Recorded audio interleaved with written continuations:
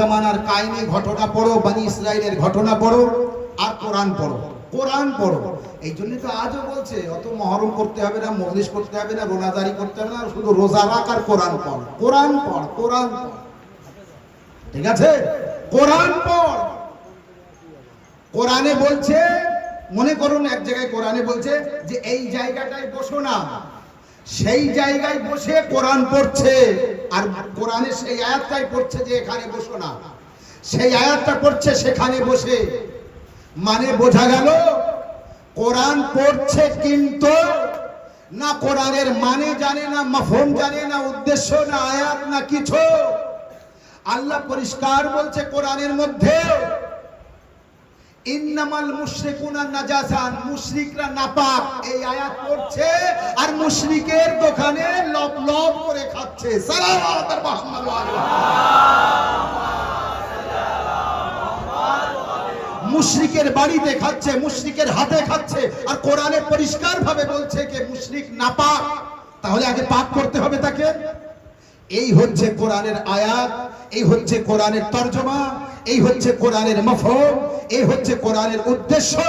মুশরিক আলাদা, কাফিরকে আলাদা বুঝবেন, মুশরিককে আলাদা বুঝবেন, মুসলিম আলাদা, অমুসলিম আলাদা, ইহুদি আলাদা, খ্রিস্টান আলাদা, কাফির আলাদা, মুশরিক আলাদা। তরজমা বুঝবেন, তারপরে উহা করবেন। এর আগে অত উহা করতে যাবেন না। কোরআনের সঠিক তথ্য, কোরআনের সঠিক তরজমা, কোরআন আয়াতের সঠিক মানে উদ্দেশ্য সবার সামনে বয়ান করতে হবে। মিসামে তাম্মারের মতো ফাঁসিতে ঝুলিয়ে দিক, তারপরও সত্য কথা বলতে হবে।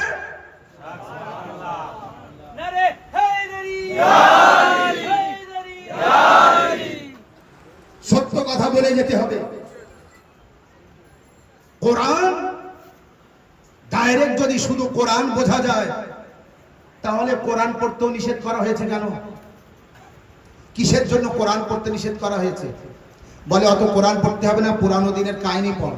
ওই কাবুল আহবার আর তামিমদারি, মনে রাখবেন দুজনের নাম, কাবুল আহবার, তামিমদারি, এই দুজন ব্যক্তি, তাদেরকে নিয়ে জুম্মার খুতবায় বলা হচ্ছে খুতবার আগে তোরা যা পারিস পড়, যাতে মানুষদের খুতবায় যে কোরআন হাদিসের আলোচনা করা হয় ওটা থেকে মানুষকে দূরে সরানো যায়।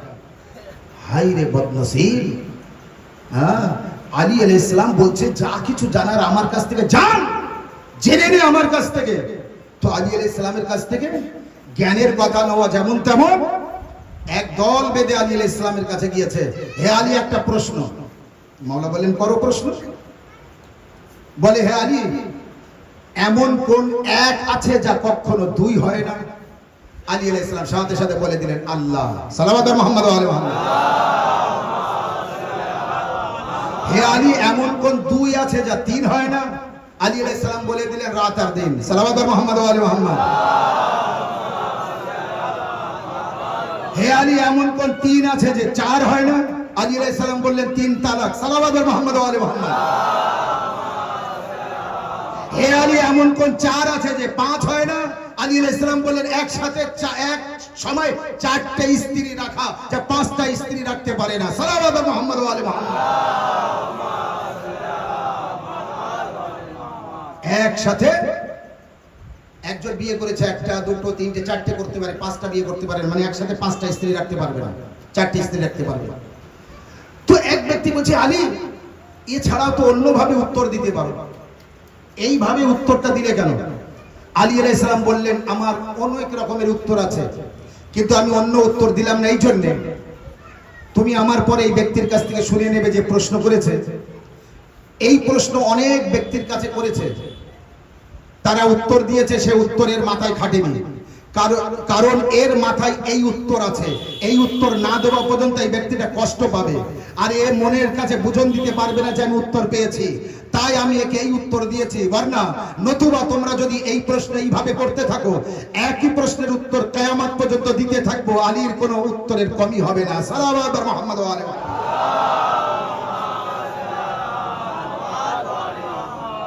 আল্লাহ রাব্বুল আলামিন কোরআন মাজিদের সূরা আলে ইমরানের 7 নম্বর আয়াতের মধ্যে বলছে ওয়া মা ইয়ালামু তা'বিলাহু ইল্লাল্লাহ ওয়া রাসিখুনা ফিল ইলম।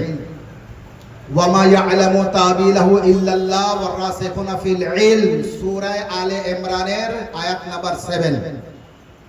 মনে রাখবেন, মিলিয়ে নেবেন। ওয়ামা ইয়ালামু তাবিলাহু ইল্লাল্লাহ ওয়ার রাসিখুনা ফিল ইলম, আল্লাহ বলছে কোরআনের ইলম এক আল্লাহর কাছে আছে, আর তাদের কাছে যারা রাসিখুনা ফিল ইলম। সাল্লাল্লাহু আলা মুহাম্মদ।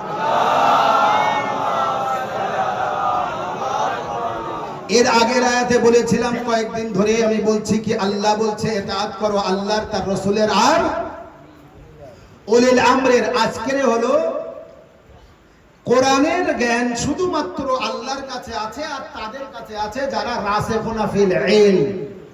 এই রাসিখুনা ফিল ইলমের মানে কি আছে, রাসিখুনা ফিল ইলম কাদের বলা হয়, এর উপরে লম্বা আলোচনা আছে। রাসিখুনা ফিল ইলম